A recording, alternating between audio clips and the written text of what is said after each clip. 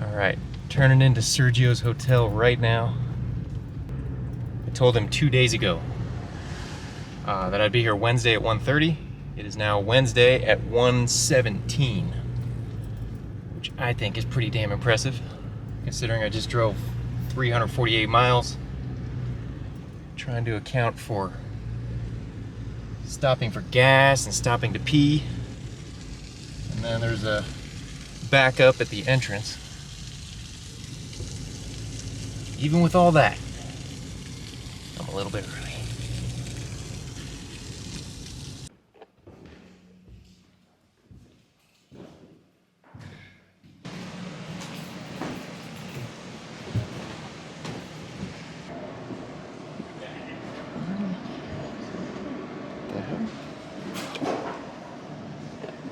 Found you, you son of a bitch.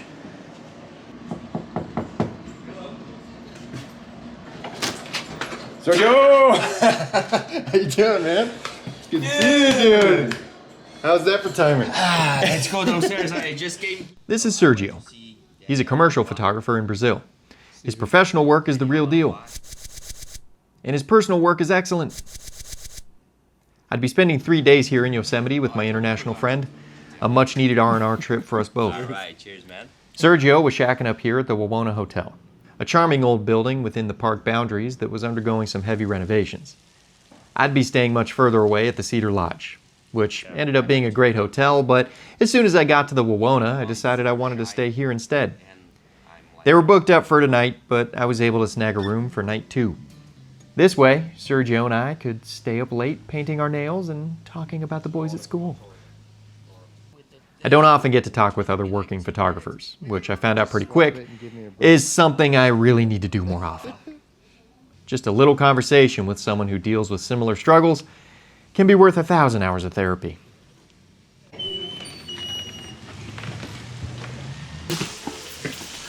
We stop at tunnel, dude.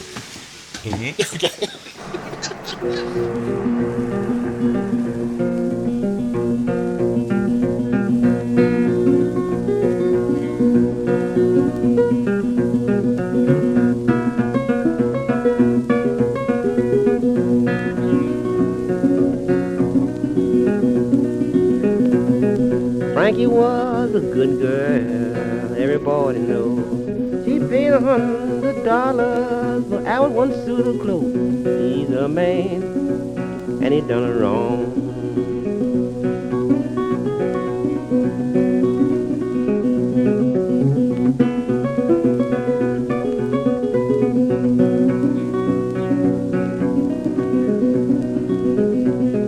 Frankie went down to the corner saloon, didn't go to be gone long. She peeped through the keyhole of the door, spied Albert in Alice's arm. He's my man, and he done me wrong. It's not enough people. Want more people.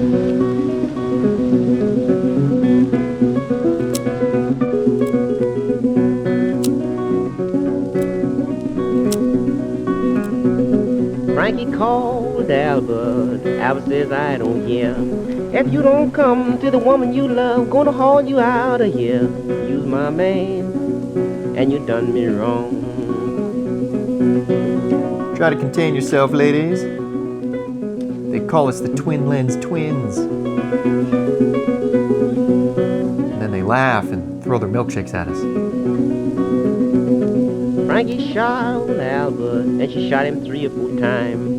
Says, throw back, out to smoke him a gun, let me see his Albert dine. He's my man, and he done me wrong.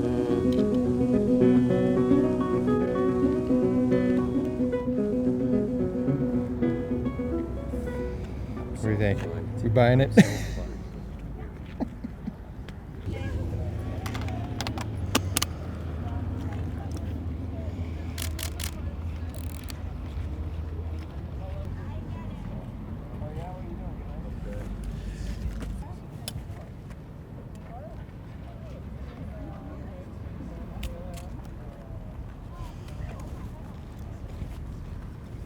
This photo ain't nothing new.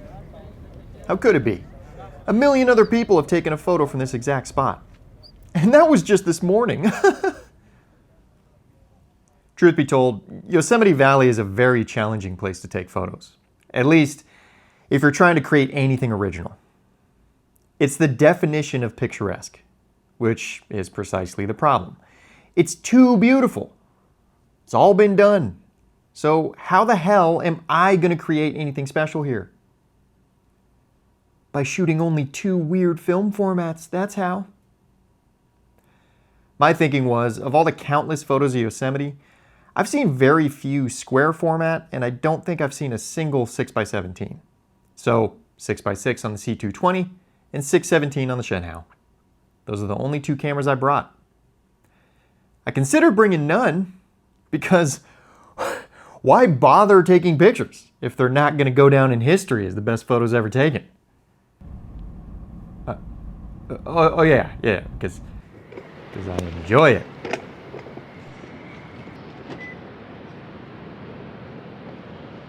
Oh, man.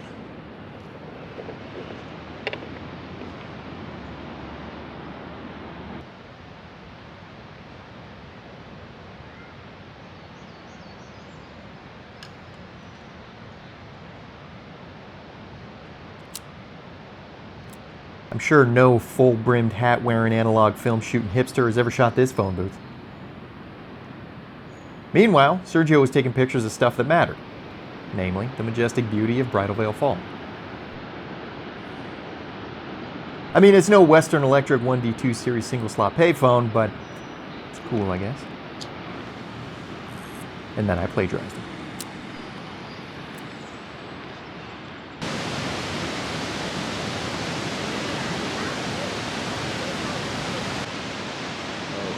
You can feel it. Oh, feels good.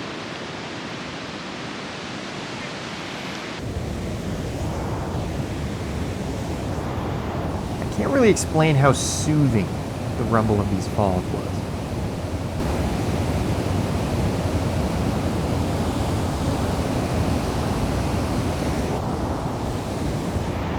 Going all the way to the base of it would be insane.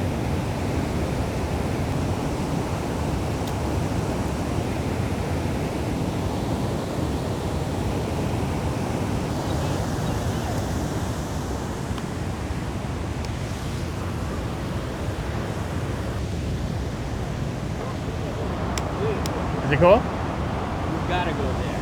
All right. I'm gonna put all my camera gear away and then walk up there. This is so freaking beautiful.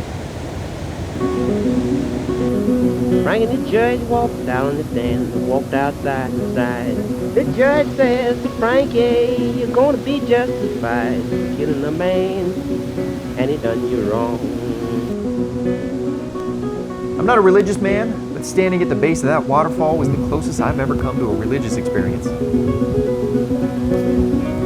This must be what that John Muir fella was always going on about. Dark was the night, cold was on the ground.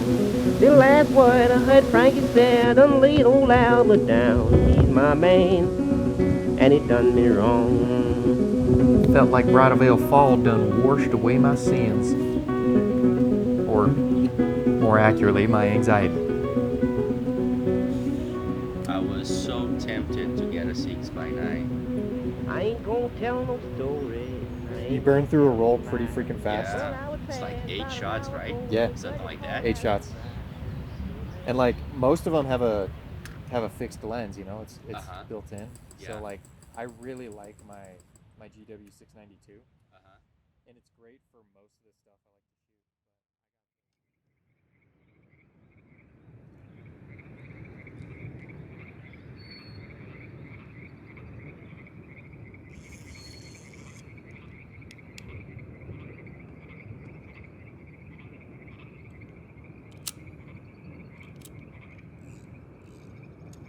This is Cook's Meadow.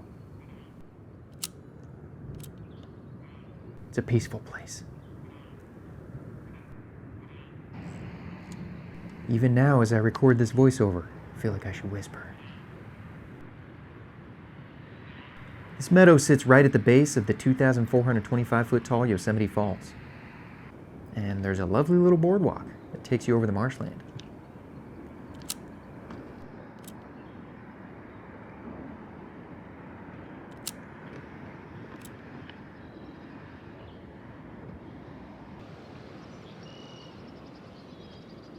As the light fizzled out, Sergio and I scoured the area for compositions.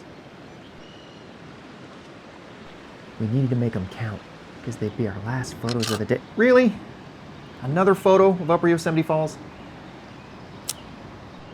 All right.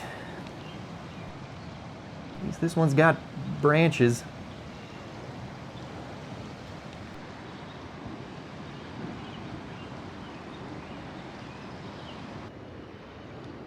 We mostly kept our mouths shut while we were out here, so we could soak in the sounds of nature.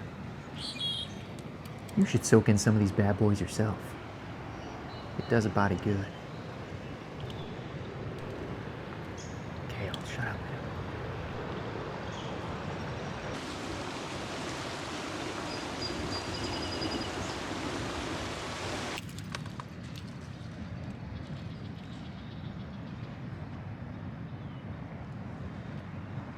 Just one frame left.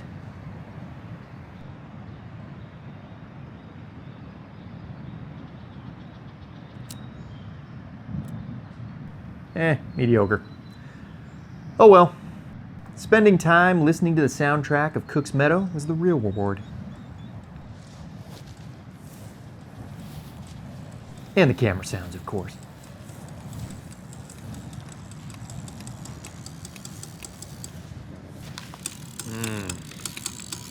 That's the good stuff.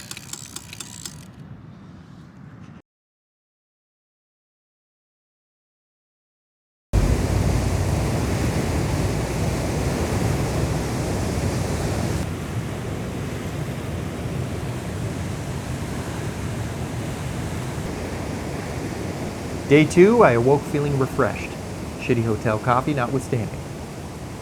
On my way into the park to meet Sergio, I took some time to explore what's known as the Cascades, yet another waterfall bursting at the seams. The cameras would be staying in their cases for now. Day 1 had already taught me that what I needed even more than a fun photo trip was to reconnect with nature.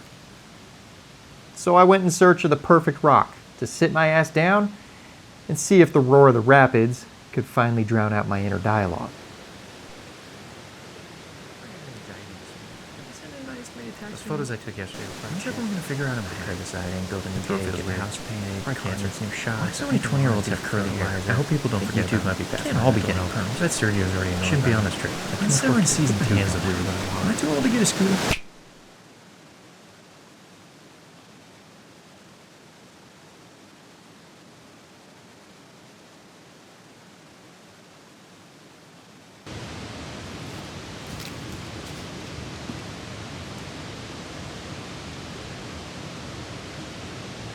I headed back to Cook's Meadow, this time to check out a grove of barbecued trees across the road. The fresh green against the burnt bark made for a lovely contrast, both visually and metaphorically. The Park Service has actually moved away from suppressing wildfires because they've learned that a lack of natural fire leads to overgrown and unhealthy forests. They know now that occasional fires are good for the long-term health of these ecosystems. It's also good for a cute little triptych.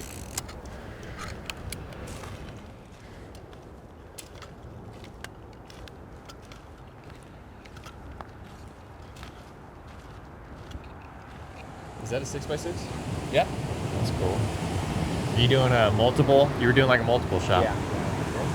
This is why I have a ND filter here, so I don't overexpose when I go like this.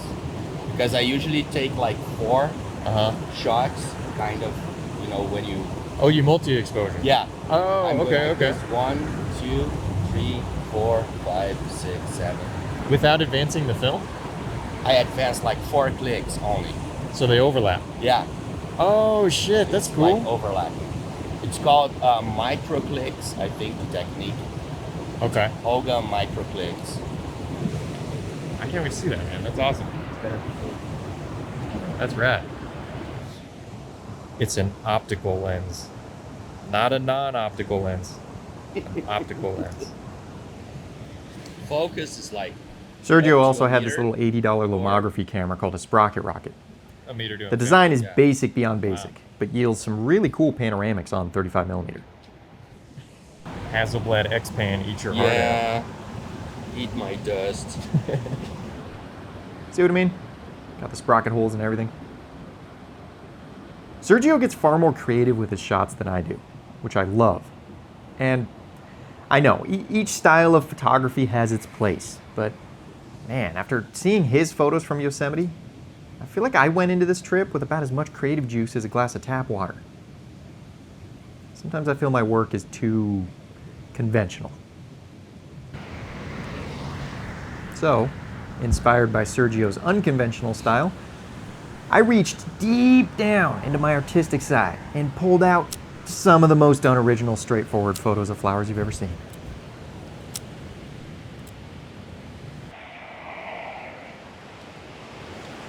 Well, I think that looked much better in my head. Maybe I should just stay in my lane.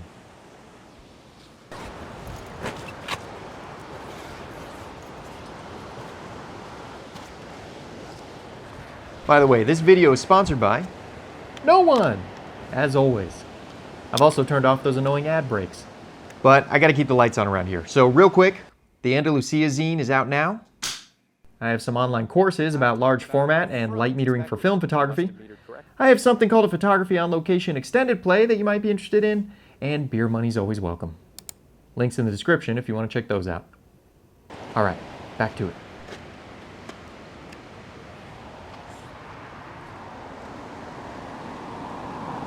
Well, this midday light is complete shit. So you know what that means. Time to shoot some black and whites. And this particular roll has been x-rayed 3 times. So that might make the pictures extra spicy.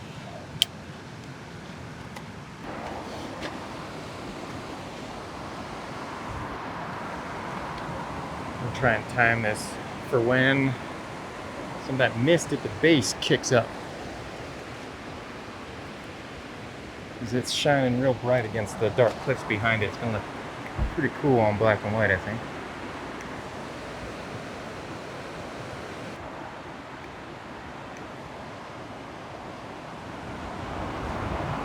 Alright, here we go.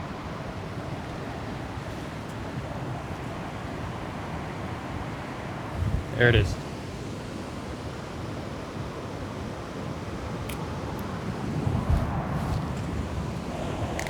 That one's gonna be good.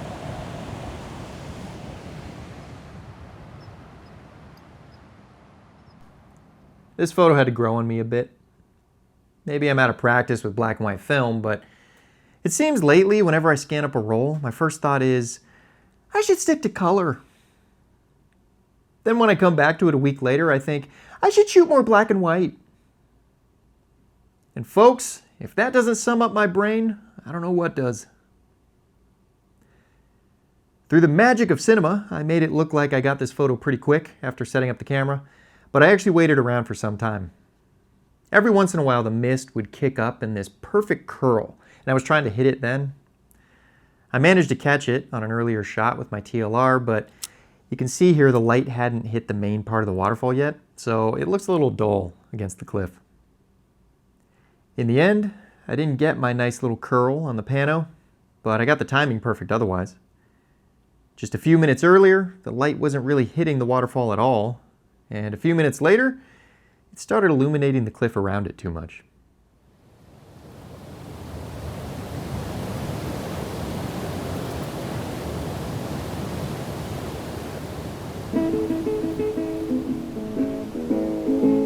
I woke up this morning Kept a walk till the break of day. Woke up this morning, kept a walk till the break of day. I ain't for a woman to nag me, I just made my kid away. I woke up this morning, woke up about 10:30. I woke up this morning, Lord, about 10:30. Ease my head and the wonder, she's singing lemons while it blues again. Well, ain't so bad, can't tell my stocking from my shoes. Well, ain't so bad, can't tell my stocking from my shoes. It's weird. Every once in a while you hear a loud boom. It's got to be from the waterfalls. Just like the water hits just right.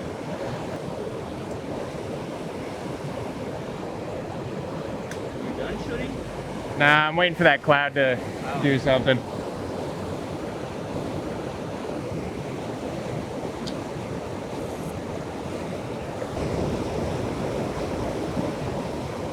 I had my widest angle lens on for this shot, the Nikkor 90mm, which let me get all of Valley View. Even the beautiful ribbon fall way off to the left would make it into the shot. The only thing giving me trouble was this dead wood. Despite using my widest angle lens, I couldn't get it in my frame without clipping the mountain peaks. But hey, that's shooting panos, baby.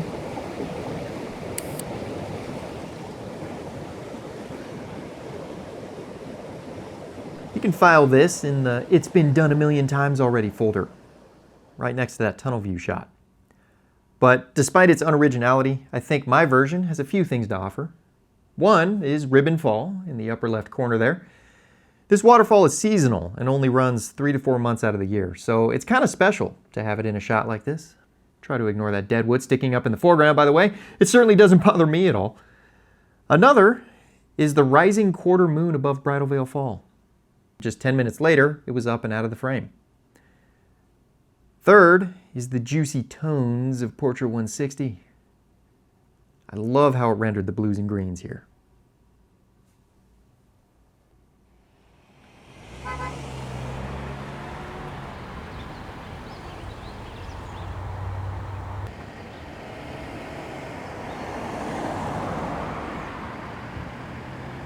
See a bear, Sergio? You happy about it? Yeah. Got the telephoto lens on there? Yes. Nice. There was like a blonde baby bear, I think. Yeah. That speck in the distance.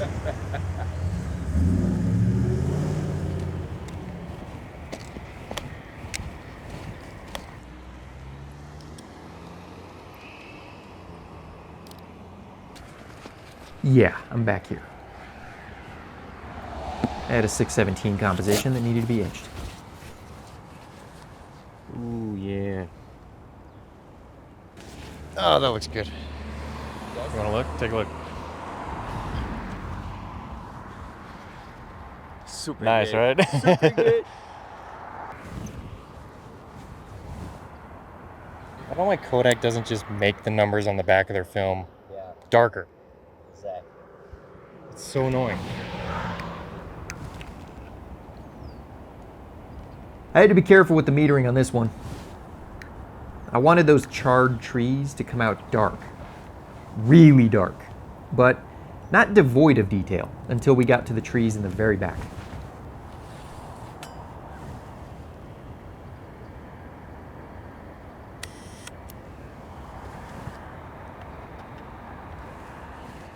The reason I didn't take this shot when I was here in the morning is because of the direction and quality of the light. I basically wanted a giant softbox pointed right at the front of the trees, which, along with the naturally dark tones of the charred trunks, would combine to create a beautiful fall-off of light receding into the distance. Late afternoon shade gave me just that. One thing that's kind of cool to notice here is that little cluster of young trees just left of center. You'll see they're right along the line of that fallen tree trunk. When a tree falls in the forest, sometimes new saplings will sprout along it as they feed off the nutrients returned to the soil by the decaying trunk. And eventually the log will completely deteriorate, and what's left is an unusually straight row of trees in its place. The fallen tree is known as a nurse log, and the row of trees that grows from it is known as a colonnade. I don't know for sure if that's what's happening here or if the placement is just a coincidence, but hey, I think those are some pretty fun facts. And either way, I'm happy with the photo. I finally made something that wasn't just another Yosemite postcard.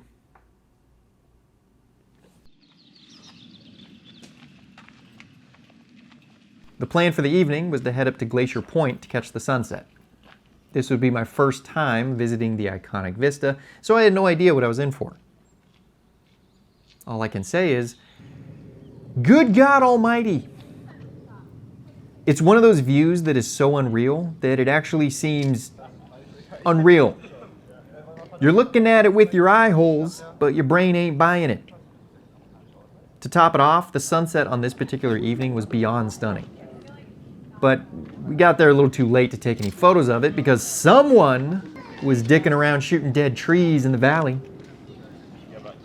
We were there on a Thursday, so it wasn't terribly crowded by Yosemite standards, but far too crowded for my taste because I got that Daniel Plain view in me. No matter, the view is more than worth the lack of solitude. Sunset fizzled out, the cool tones of dusk settled in, and I made peace with keeping the 6x17 in its bag. I figured there was no chance I could set up in time before the color was gone. Then I remembered, ya boy is the fastest 6.17 shooter in the West. Nobody can beat my speed and accuracy when it comes to setting up a Shen-Hao TFC 617A. Nobody! Then I got the film back. And I had to eat a big old slice of humble pie because I screwed up focus. I don't know what happened. It's just a tiny bit off. I was rushing, it was dark, I kind of had to pee, I don't know. Fine. This isn't for my portfolio and I'll never print it big. It was just for funsies. Out of curiosity though, I decided to pull a Thomas Heaton and try out that Topaz AI sharpening thingamajig. It takes some finesse with the controls, especially on film scans because it seems to struggle with how to handle film grain. I only did it at 30%. And even then, it kind of wrecked the grain and some areas look a little computer-y. But for the most part, damn, it's an impressive tool. But I think I'll just slow down next time.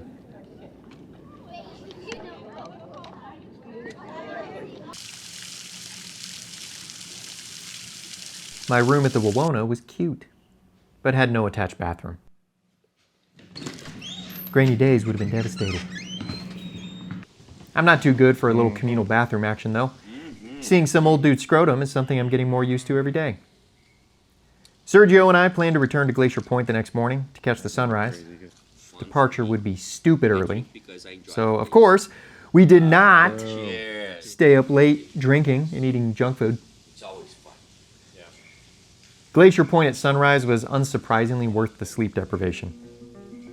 The crowds were just about gone this time, and the morning light was gorgeous.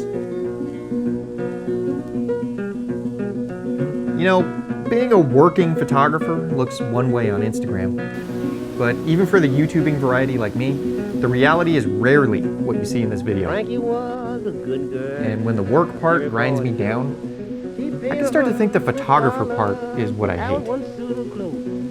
Trips like this remind me not to confuse the two. I gotta do this more often. Thanks for coming along with me on this little journey into the Yosemite. I do hope you enjoyed it.